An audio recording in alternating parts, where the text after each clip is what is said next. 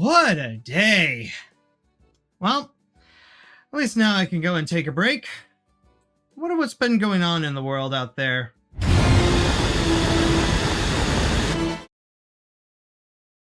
Okay, maybe it's not the best time to look into, politics and stuff. How about we go and check out what's going on with the cartoon community? I mean, it's best to stay in our inner circles, right? So let's see if there's any positive discussions going on with the latest animated movies or shows out there. Let's see. How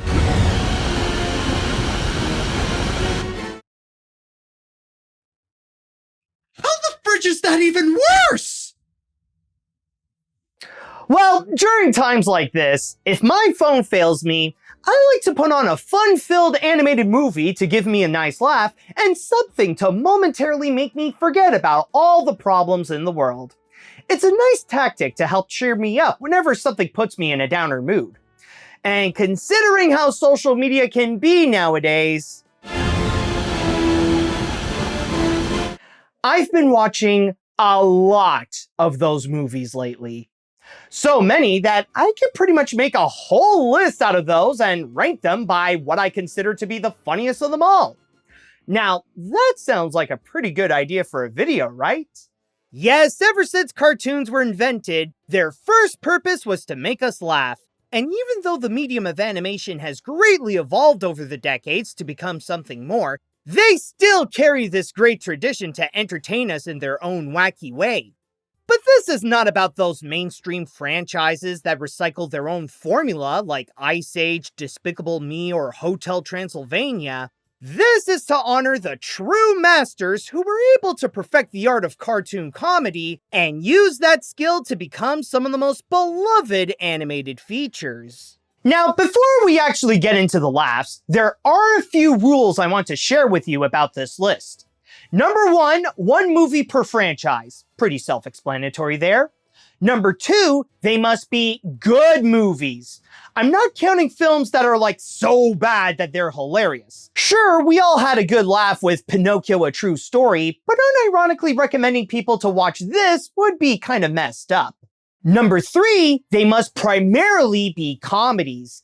Yes, most animated films can try to be funny, but what I mean is that the main genre that it should be categorized in is a comedy where telling jokes and gags are among its top priorities.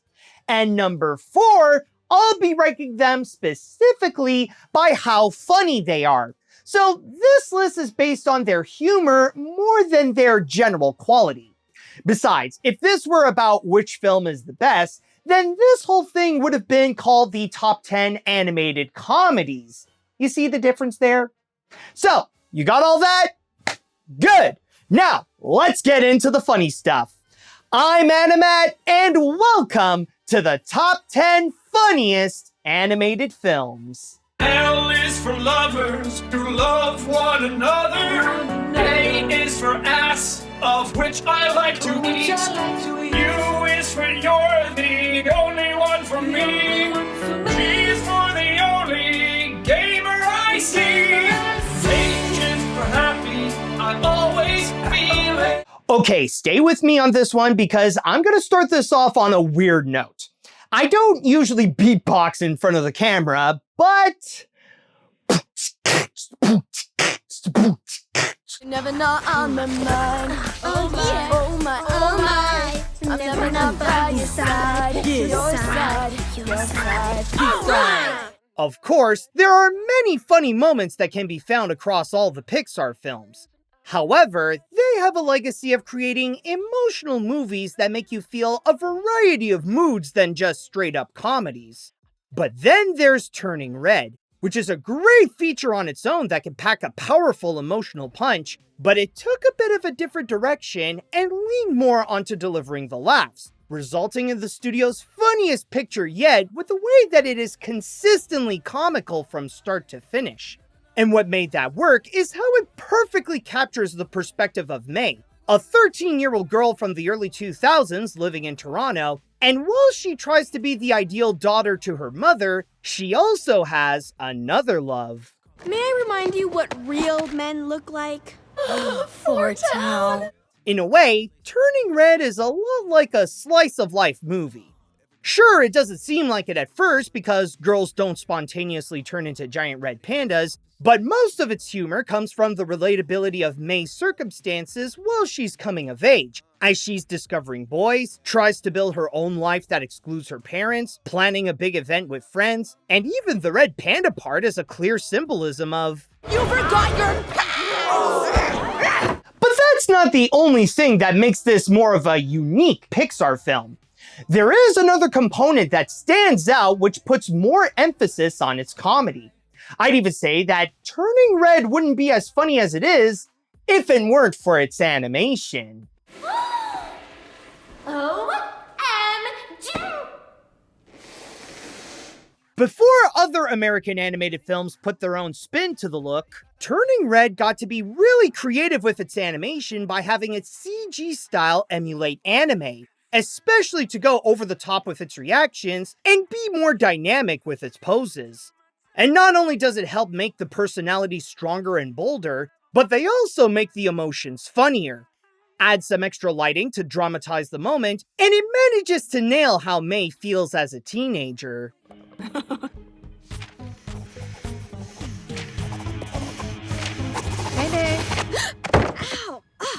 Although it's weird how it is often considered to be one of the best things about the movie, yet it later got some hate on the internet, along with Luca and Elio, because it uses the bean mouth style. I mean, what's with the rage against it anyways? I haven't seen social media be this mad about the art style since... Wait, hang on a sec.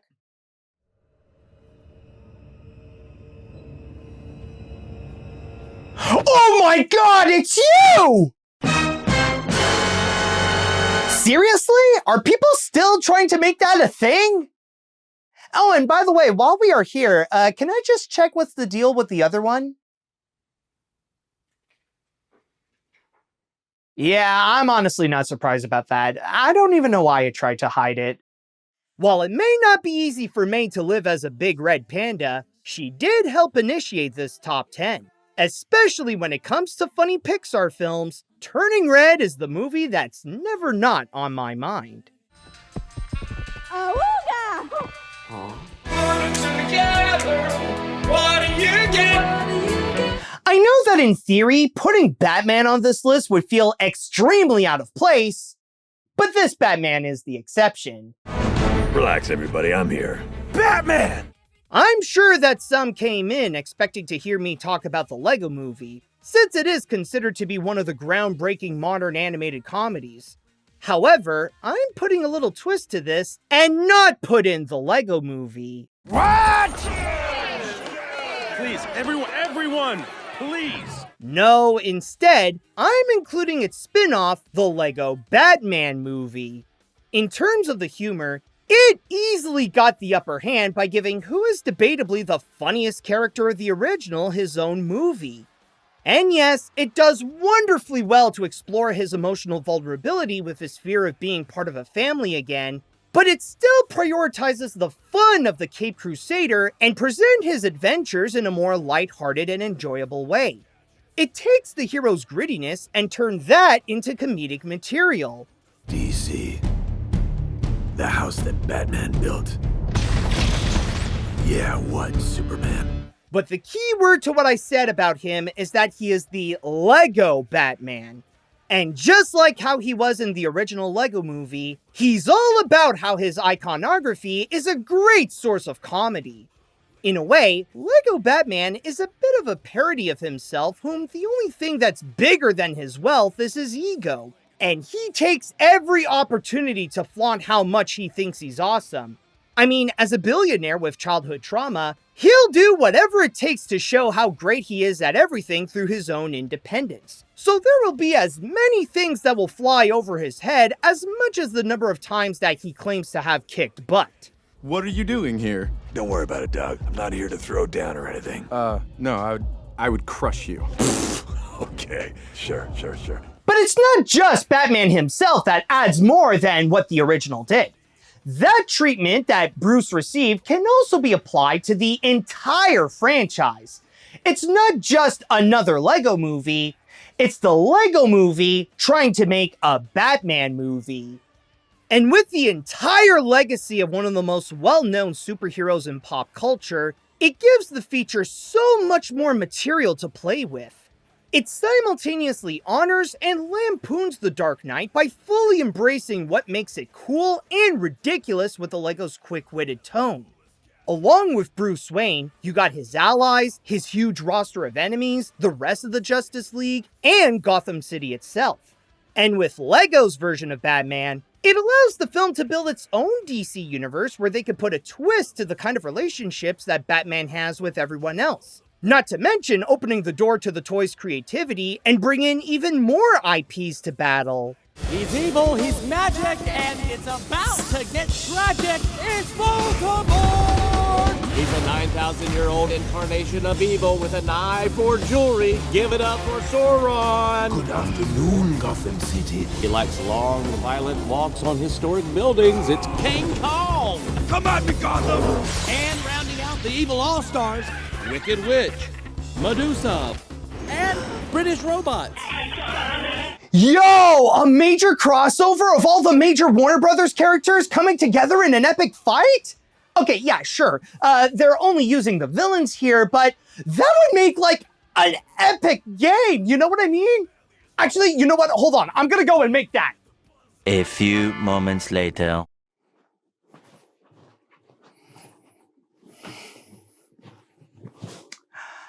Okay, so the game might have failed and I may have cost Warner Brothers millions of dollars in that attempt, but, oh, don't worry, I do have a backup plan.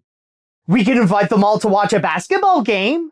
Yes, everything is awesome in the Lego movie, but if there is one thing that can make it more awesome, it's more Batman.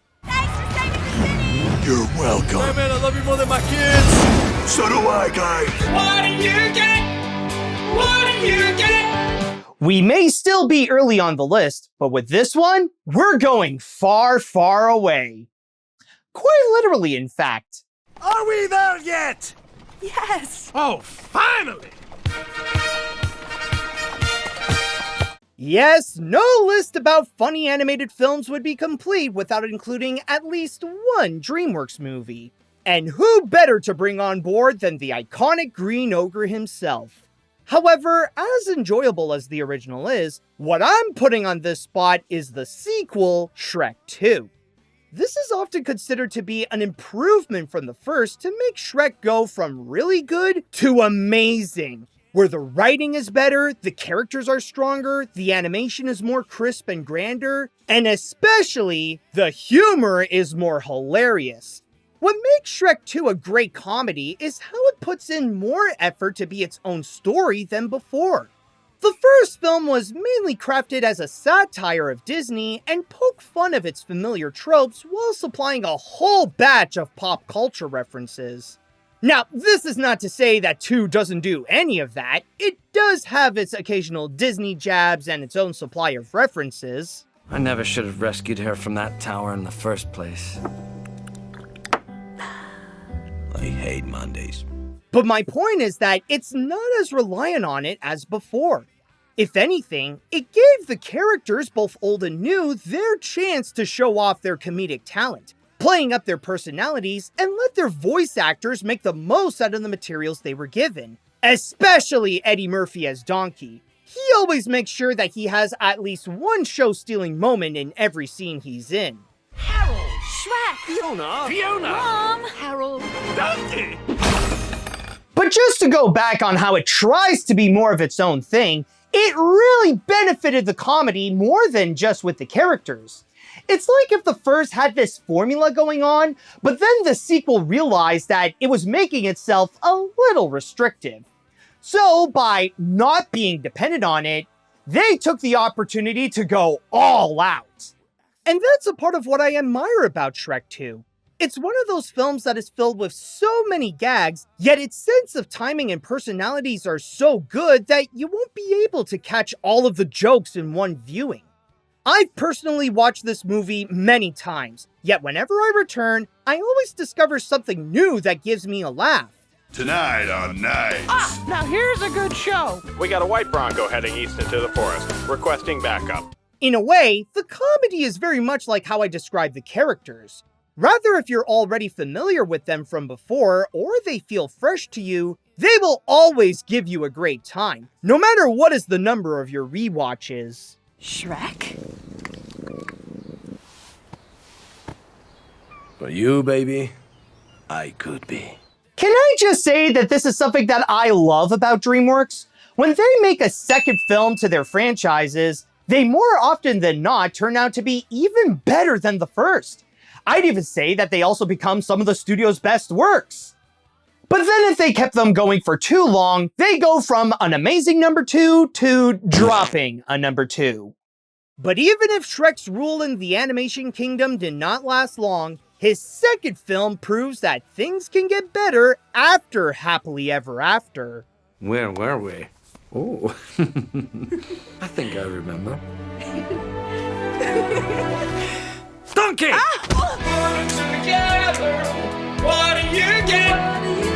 I know that it seems wild that I put Shrek pretty low on this list, but do you know what's even more wild? These animals in this movie? I like to move it, move it. I like to move it, move it. Yeah, I like to move it. If there is one DreamWorks film that is able to be funnier than Shrek at his peak, then I have to say it's the original Madagascar. I'll even go as far and say that this is possibly the best example of the studio's style of comedy. I'll say now that the reason why I think this is hilarious is similar to my points about Shrek 2. But how it is executed is where it's different. Yes, it does have a whole cast of eccentric characters whose personalities are enhanced by the talented actors in the cast, but just about everyone here contributed to supplying at least one memorable moment to make us laugh. Of course, there are the main four who lost their city life and tried to adapt in the wild, but then there's also the lemurs, led by King Julian, the penguins who are on their own mission to escape to a better place, the angry old lady at the Grand Central, even the chimps can have their own highlights. If you have any poo, fling it now. But there is one thing about Madagascar that I always consider to be something that's underappreciated. This is the first mainstream animated feature that took its CG and be more stylized to make it a little more cartoony. And for the comedy, it's a great benefit. I mean, we all know that this is a talking animals movie where zoo critters try to survive in the wild. Even the film itself is aware of that, which is why the style helped set the tone to go all wacky with the concept, treating itself like a Looney Tunes cartoon to supply an extra dose of slapstick for the gags.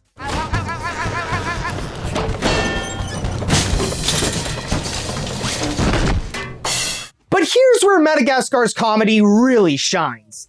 As a DreamWorks movie, of course it's gonna have a bunch of pop culture references and other writing elements that can be cringe in some movies, but this one knows how to take the opportunity to turn those around and make itself better and funnier. What's great about Madagascar is its ability to turn cliches into more material for its humor. Like I said, it knows what kind of movie this is and what it's doing, so it might as well have fun by putting its own twist to the tropes to make us laugh. We've got a lost zebra, probably on the way to Connecticut by now, and we're gonna need... Hello?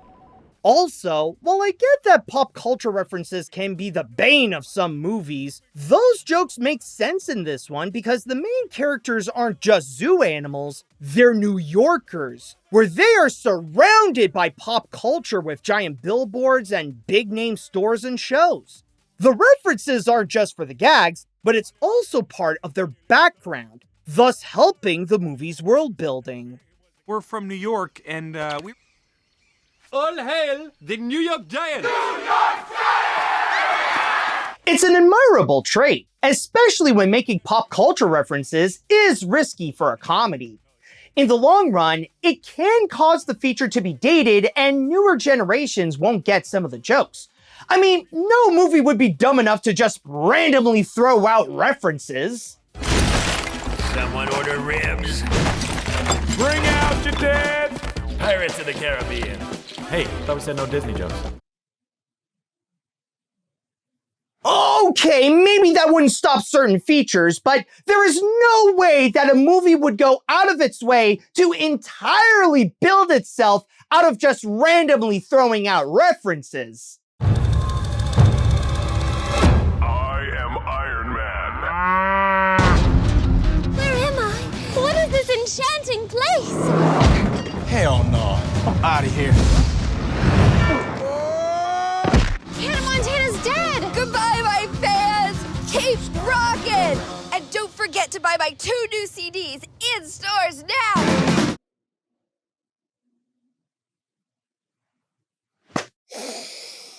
Yeah, the 2000s were a weird time. No matter where these animals are in the world, you know that Alex, Marty, Gloria, and Melman can provide the laughs that you can sink your teeth into. Excuse me? You're biting my butt! No, I'm not. Hell is for lovers who love one another. I'm surprised it took this long, but if we're talking about funny animated films, then just like with DreamWorks, we gotta mention at least one movie based on an animated series. And what better to bring up than one of the longest running shows on television? You little! I'll teach you to laugh at something that's funny! With a series that has lasted as long as The Simpsons, there will be times when it could be at its prime, and others where it feels like it lasted for too long. But when they released their movie in theaters back in 2007, it was one of the show's best moments, mainly because it knows that it's a feature film instead of just another episode. This is their moment to shine, and with a whole town's worth of characters, there is so much that the feature could do to have many of these personalities contribute to the story and at least one joke based on their crazy circumstance of being under a dome. Take that! Oh no! Blowback! But speaking of the personalities, the movie is specifically designed to make the most out of the Simpsons themselves. With Homer's stupidity, Marge's concern for her community, Lisa's environmentalism, Maggie's secret wit, and Bart's rebellious nature, they highlight not just what makes them iconic, but also their comedic contribution as either the straight person or the goofball. And as their situation gets bigger, so are the gags, especially when given new material to work with, like Lisa having a crush on a new kid named Colin, and Homer's pet pig. How did the pig tracks get on the ceiling? Spider Pig does whatever a spider pig does. I consider this among the best features that went from an animated show to a movie. It knows how to make this opportunity feel like a big deal and be much more than what you'd regularly get on television. In fact, since this wasn't made for TV, they got more freedom to get away with more types of gags than they ever could before. Without the network's limitations, The Simpsons are able to do so much more to build its craft. And I don't just mean that the animation, the story, and the action got an upgrade, but this is also the case with its comedy. Sure, as a primetime series aimed for a general audience, it does get away with more than what your typical cartoon would, but the movie gave The Simpsons a chance to push the envelope even further and make the kind of jokes that test the limits of its PG-13 rating.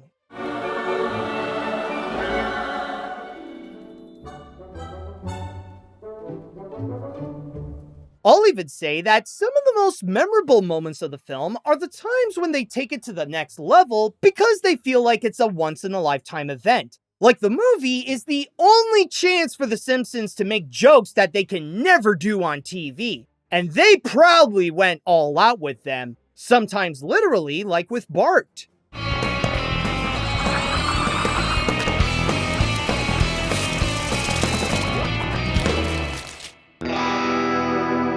I remember back when this was new in theaters, that was possibly the most talked about moment of the film and got the biggest laugh alongside the pig.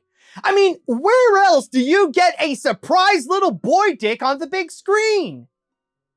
You know, now that I think about it, that is possibly the most disturbing thing that I've ever said. Like, wow, what the Fridge was I thinking by saying that? I am terribly sorry. I just didn't realize where, even with or without the context, it would just sound way too messed up.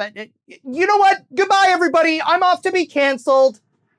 As it is the biggest adventure of the biggest animated series, it is only fitting that the movie is where they got some of their biggest laughs. I'm the mascot of an evil corporation. By the way, considering that I watched this on Disney+, that joke has so many layers of irony. That's for selling out your beliefs. A is for ass, of which I like to eat. I know that I technically started this with Turning Red, but since this is a list about great animated films also, it's unavoidable that Disney will pop up at some point. And in the case of those that make us laugh, who else in the Magic Kingdom can do it better than the Emperor himself? Ha! Boom, baby! As much as I love Disney and their animated films can be amazing, I wouldn't say that comedy is among their strongest suits.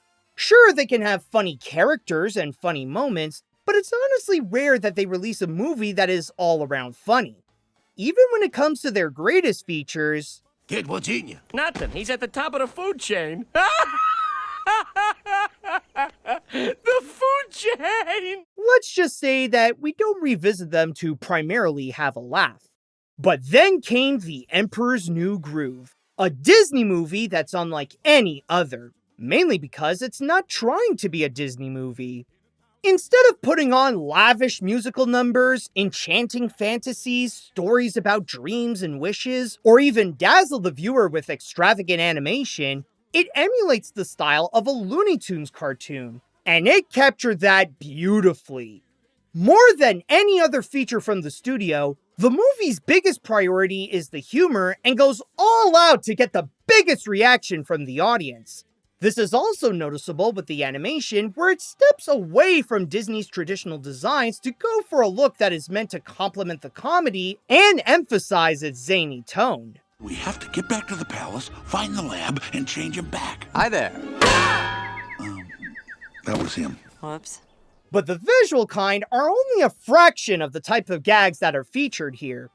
With its expertise on timing, pacing, and wit, it is able to present any type of joke and make it feel funny. From breaking the fourth wall, to slapstick, to playing with the personalities, to the element of surprise, the movie is like Deadpool before Disney acquired Marvel.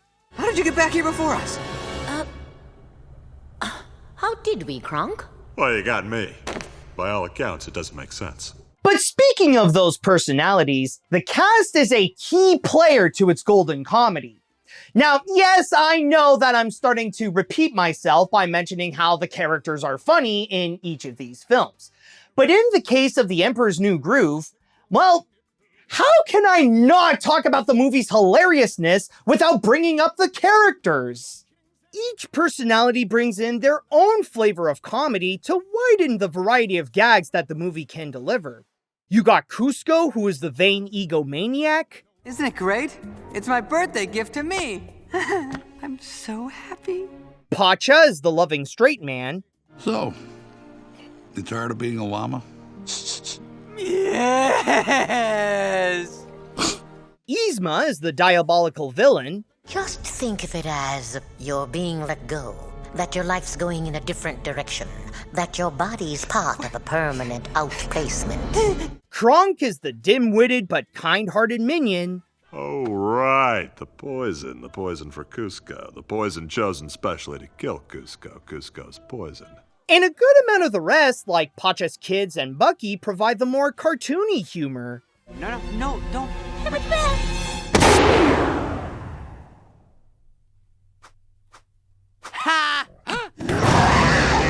And as much as the Disney team at the time dedicated their efforts to make this as funny as possible, the actors also gave it their all for their respective roles. The cast is already filled with amazing talent like David Spade, Eartha Kitt, John Goodman, Patrick Warburton, and more, but they completely understood the assignment to elevate their personalities and make this the crazy comedy it's supposed to be. Uh-oh. Don't tell me. We're about to go over a huge waterfall. Yep. Sharp rocks at the bottom? Most likely. Bring it on. This is honestly one of my favorite Disney animated films. I'd even say it's among my favorite comedic animated films. And the irony of why I love it is just by how un-Disney it is. Like I said, you rarely see them make straight-up comedies like this. Even nowadays, I can only think of 2 places where you could get a major laugh from Disney. Their TV shows like Phineas and Ferb, and many of their wackadoodle business decisions. Pull the lever, Kronk. It may not always happen when Disney makes a full-on funny movie, but when they do, they really get into the groove of it. Yeah, don't read too much into it. It was a one-time thing. Right, sure. You is for you're the only one for me. Since we already looked into Shrek earlier by talking about Shrek 2, it's now time to open up the case of the anti-Shrek movie. Okay, Paul Bunyan here was swinging the axe, and Wolfie was trying to eat Lil Bit. Let's get this out of the way first. Yes, we're all aware that the animation is as sharp as a chew toy, and they move like old Chuck E. Cheese animatronics. But just like Nicky Flipper said at the beginning of the film, You can't judge a book by its cover. If you want to know the truth, you've got to flip through the pages. and upon watching it, you'll find possibly the most clever twist to a classic fairy tale put onto an animated feature. It takes the story of Red Riding Hood and turns it into a non-linear detective plot where the goal is to figure out who is behind the biggest crime in the forest. However, while the story gradually unraveling itself makes the movie engaging, what's also fun is to see how it updated its familiar cast. That quote of not judging a book by its cover is not just an excuse to ignore how the visuals look like something you'd see on TV on a bowling alley when you get a strike, but it's also how each suspect has an element of surprise to show how they could be more than in the fairy tale. Red likes to deliver goodies, but she can be independent and able to defend herself. You really took a beating from a little girl. Hey. Granny runs her own baking business, but she also loves to participate in extreme sports. Well, I have to go now. My program's on. Kisses. Time to shred some powder. The huntsman may seem wild chopping trees with his axe, but he's just an actor who doesn't know any better. I had always heard about callbacks, but I had never gotten one. A callback? And the wolf is actually an investigative journalist who independently tries to solve the case with the assistance of a crazy squirrel named Twitchy. Oh, and would you look at that, here's Patrick Warburton again using his comedic talent to make his character memorable. Although this time, he brought in a different kind of wit than Kronk's. You were snooping around for a lead on his real name. That was close, too. I was gonna go with Greg. Greg Stiltsky. Hey, wait a minute, Flippers. Now at this point, maybe you're still wondering about what I said at the start of this. The fact that I called Hoodwinked the anti-Shrek movie. Of course, that was not meant to throw shade at Shrek. I described it as such because that was what the director was going for. During that time, director Corey Edwards was very open about how he wasn't a fan of the original Shrek's humor and how it was so cynical, snarky, and filled with pop culture references that kind of makes itself dated. That's why he wanted Hoodwinked's comedy to be enjoyed by everyone and lean more onto the fact that it is a cartoon. And miraculously, even with the animation that feels like it came out of a Nintendo 64, it is able to pull off some excellent gags. It understood the art of comedy that was crafted by the Looney Tunes and Tex Avery, and is able to use that as the film's other main driving force. It always plays with its own world to capture the spirit of those classic cartoons and have the characters play up their personalities to give itself this self-awareness and take advantage of the kind of medium that it's using. Okay. Not cool. Okay, I know I keep dunking on the animation, but for real, I really like Hoodwinked. In fact, in my videos, I always consider it to be the best animated movie with the worst animation. And it shows how you don't need great visuals to make a great movie. So it's quite deceptive when seeing those visuals and expect the feature to be just as bad. But if it is, then that just means that you're watching the sequel.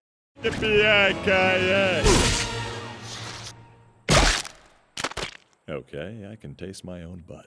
What may look like a Shrek knockoff at first, it's how it tries not to be that not only makes the film exceed the ogre's achievements in comedy, but also make it feel criminally funny. I was prepared! She's for the only gamer I see. You know what we haven't had on this list so far? We've seen a bunch of CG and a couple of 2D, but what about stop motion? Well, if we're gonna have that representation, then I know the perfect pair for the job. All in a night's work, Mrs. Mooch. Huh? Oh yeah, you know it's gonna be a good time when these two show up. I mean, we're talking about one of the most iconic duos in animation history, and they've been maintaining that legendary legacy for decades. The shorts have such charm and wonderfully unique humor that if they were movies, they would have been contenders for this list.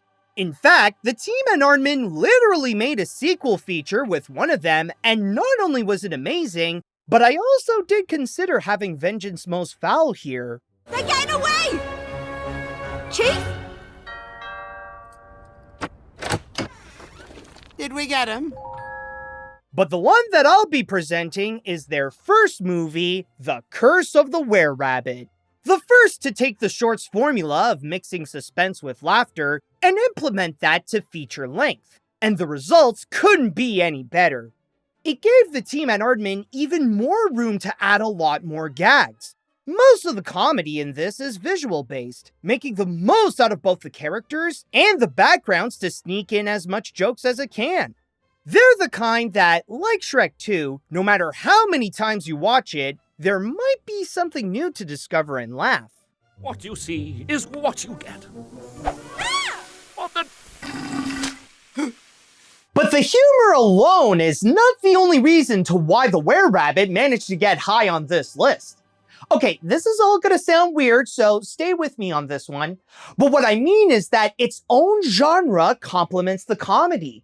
It's not completely straightforward with mainly wanting to make the audience laugh. At the same time, it wants to be a horror flick. The movie is much more than just a funny cartoon. It's also a spoof of those classic horror films from the golden age of cinema. But the big twist is that the feature's monster is a herbivore, which in this case is a giant rabbit whom the only lives who are in danger are the vegetables. At its core, The Curse of the Were-Rabbit is a parody that isn't cynically mocking old tropes, but celebrates them by displaying the story in a silly way. It doesn't want to be taken seriously with whatever terror it makes up. The film instead elevates its own hamminess to show what makes those old movies fun. It's self-aware of its own ridiculous nature of putting vegetables in peril because of a monstrous rabbit, so it rolls with it to play with the big joke that this is a monster movie that features a big rabbit going after giant veggies.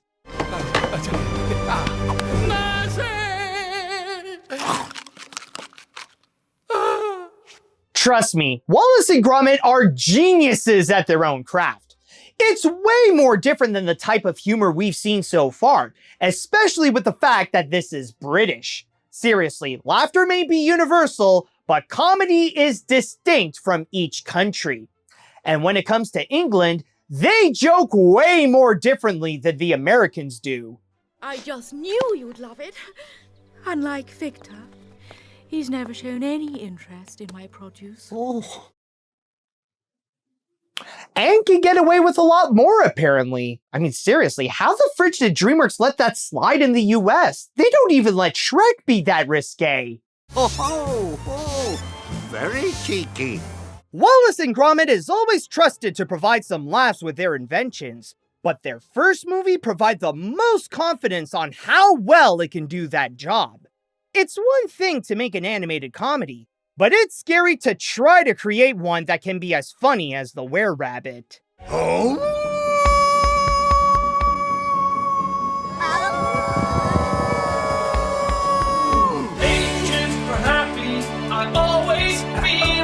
And if you thought the British were hilarious, wait until you see the type of madness that they do in Belgium.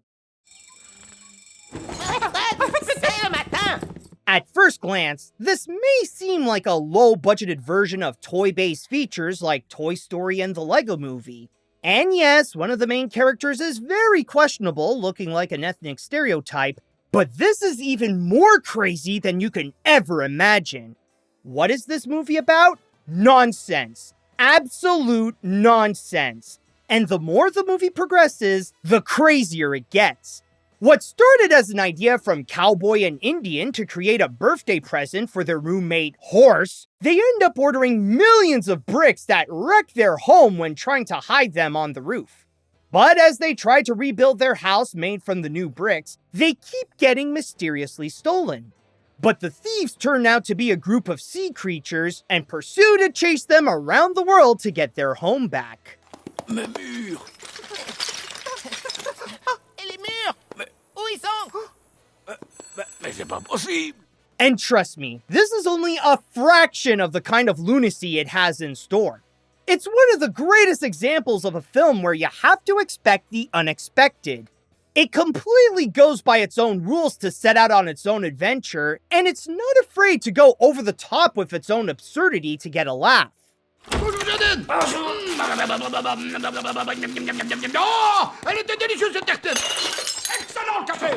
I know this can be said with a lot of these, but out of all the movies on this list, this is the one that I can confidently say is unlike any other. Mainly because it has one thing that the other features here don't have, and that is independence. Well, technically speaking, this is an independent animated feature. It doesn't have to follow the same kind of rules that mainstream films do. It's free to go completely unconventional with its storytelling. Even the animation is done completely differently by using toys, and adds to the ridiculousness with how they don't hide that they're just simple figures with limited movement to make them do much more. Oh, je suis désolé, mais malheureusement, je pourrais pas venir aujourd'hui. Oh, quel dommage. It's pretty much like Robot Chicken, except all the violence and sex is replaced with more randomness. It's such an irregular picture because the way it's made, how it tells its story, and the lack of logic would not be found in the Hollywood system. And that's what's great with indie films. It's free from the restrictions of the mainstream to do whatever it wants. And as part of the cartoon community, it is my duty to support indie animation and promote smaller creators and filmmakers to help them reach a wider audience. Wait, hold on a sec. That doesn't sound right. What do you mean that not many people know it? What do you mean that it's not as viral as The Amazing Digital Circus? Screw that obscure crap! What's the point of talking about it if there's no engagement to get? What do you think the community does? Support indie animation? Ah! Cheval? Cheval! The element of surprise is considered an important ingredient to humor, but only a few know how to master the art in a spectacular way like A Town Called Panic. If you ever wonder what an adventure with a cowboy, a horse, and an indigenous man named Indian would look like, then don't expect something like The Lone Ranger.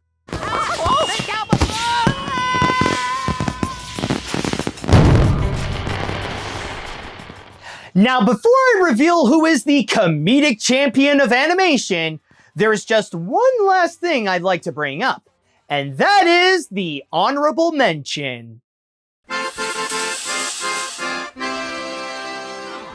If you're a longtime viewer of my work, then you're most likely familiar with this feature, since this is not the first time that I talked about this in a top 10.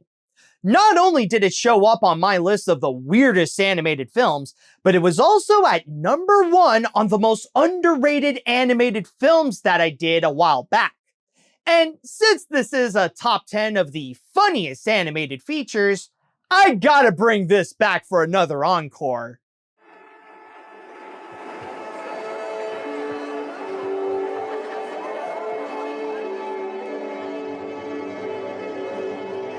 Sciacquati la dentiera se vuoi suonare la tromba. I calcili di a tamburo, grazie. I remember when my friends found a way to easily convince me to first see this movie with them. They told me that it was a combination of Walt Disney's Fantasia, Monty Python, and boobs, and all that got my attention. There's Fantasia, my favorite movie, Monty Python, one of my favorite shows that influenced my style of humor, and boobs because I am a stupid straight man. And they were not wrong. Created by Italian animation legend Bruno Bozzetto, it's pretty much if the guys from Monty Python had to create their own interpretation of Fantasia. And just like The Curse of the Were-Rabbit, it's not really a parody, but more like a comical tribute where it shares the same concept as the Disney film of presenting animated shorts that are driven by classical music, but also become a Tex Avery style crazy cartoon in itself by being ludicrous with its presentation. It's not trying to be Fantasia, it's just spicing up the formula to make the experience more interesting.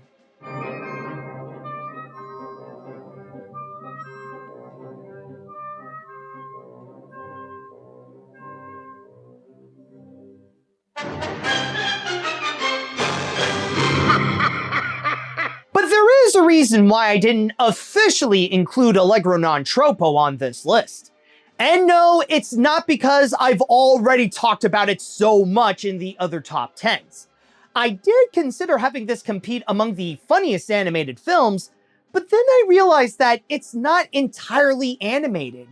And what's more, the real comedy of the movie is mostly found in the live action parts. Manca solo il direttore d'orchestra!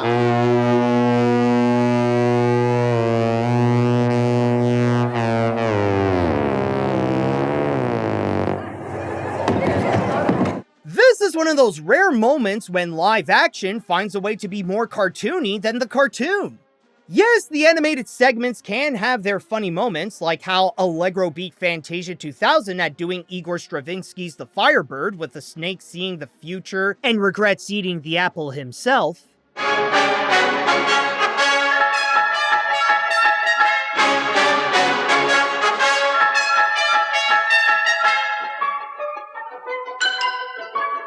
But it's when it goes into live action where the chaos of the movie resides.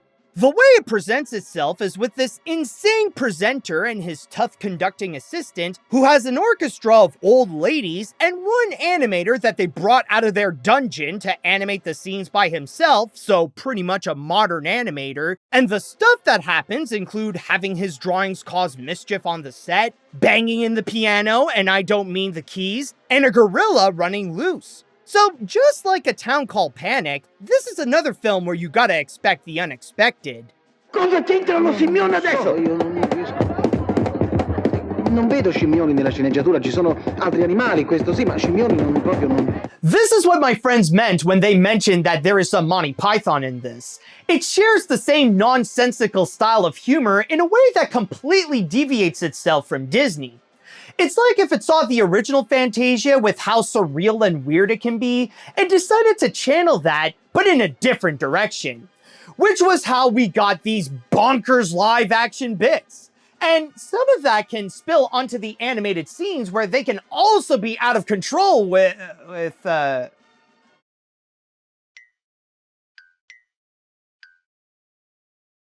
I'm sorry, I just saw that woman and I think my brain did a reset. Why don't we just go and get back on track, shall we?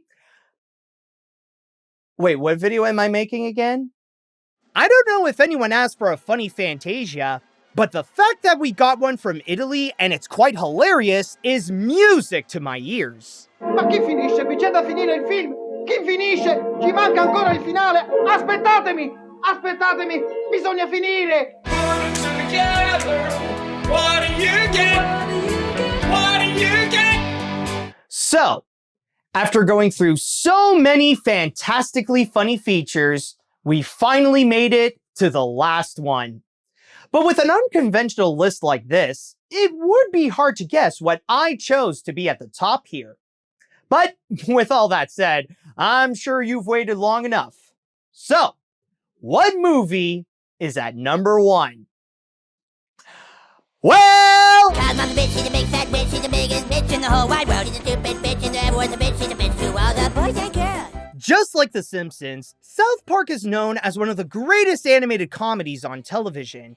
And despite their long history with hundreds of episodes and a handful of specials, they so far only had one movie called Bigger, Longer, and Uncut. And that's probably the best way to describe the feature. It's South Park, but it's bigger with how it really raised the stakes than any episode they had at the time, with a massive war between the US and Canada, along with a prophecy that foretells the return of Satan.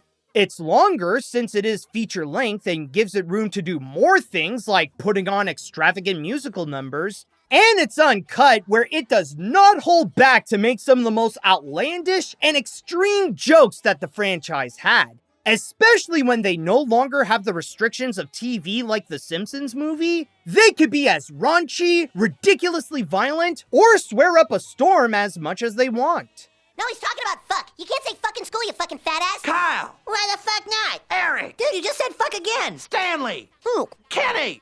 And keep in mind that this is South Park that we're talking about. The show already pushes the envelope to the point of having its fair share of controversies.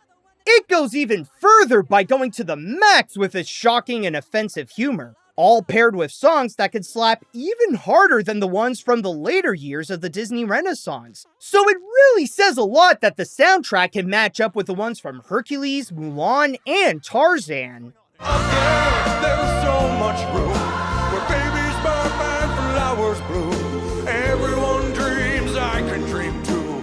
If you're already familiar with the series, rather if you've watched it or at least heard about it, then you already know what to expect from a South Park movie, where it's both crude and topical. But here's the craziest thing about Bigger, Longer, and Uncut, and why it's at number 1 here. What makes this feature so funny, or sad, depending on your perspective, is that despite being released back in 1999, the feature's most shocking part is how it is still relevant today. This is a movie that came out before the 9/11 era, yet the subject matter and the comedy that it does still feels true to this day and age. It calls out how overly sensitive parents scapegoat media for how their kids are not well raised instead of their own parenting skills. You never took the time to talk to me. Whenever I get in trouble, you go off and blame everybody else. But I'm the one to blame. Deal with me. How activists and political groups keep talking about protecting children without actually listening to what children have to say. We must fight for our children's futures! You started a war. You have to stop it. To make them safe again! Hello? Our children are precious! Hello? How authoritarians and dictators like Saddam Hussein are cruel to the point of being in bed with Satan, resulting in one of the best dysfunctional animated couples. I don't see why you have to belittle me in front of people like that. Hey, relax, guy. Well, sometimes I think you don't have any respect for me. And the relationship between the US and Canada, and how that collapsed due to Americans blaming their northern neighbors for their own problems. Should we blame the government or blame society? Or should we blame the images on TV? No! Blame Canada! Blame Canada! You know, as a Canadian myself, there's just something about it that I can't help but feel like I relate to how they have to deal with the Americans. But if you want the biggest proof to how this movie is still relevant, then look no further than season 27. The episodes are mainly a big satire on Donald Trump's disastrous second term, but it is framed in a way that it could be considered the closest thing we got so far to a sequel of Bigger, Longer, and Uncut. Especially when Trump himself is a full-on callback to a familiar leader who showed up in the movie, whom in the real world ruled exactly like he did. You remind me more and more of this other guy I used to date. Like, a lot. Like you guys are exactly alike.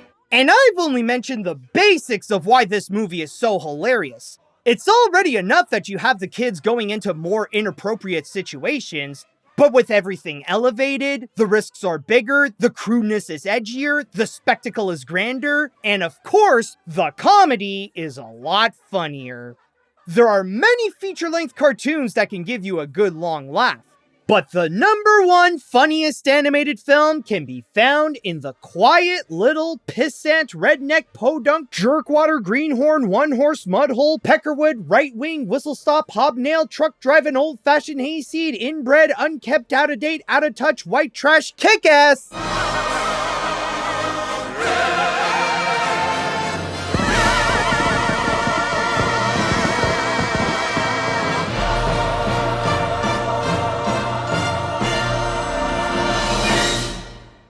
And that's all I've got for the top 10 funniest animated films.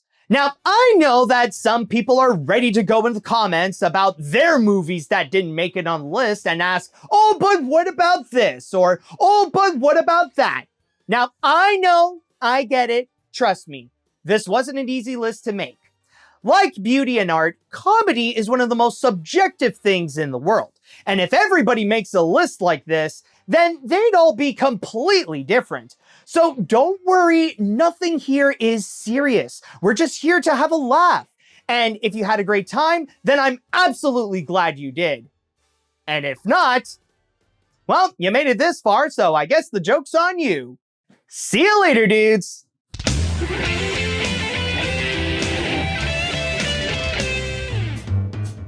Hey, thanks for watching. If you had a great time and got a good laugh with this list, then give it a like and subscribe to my channel.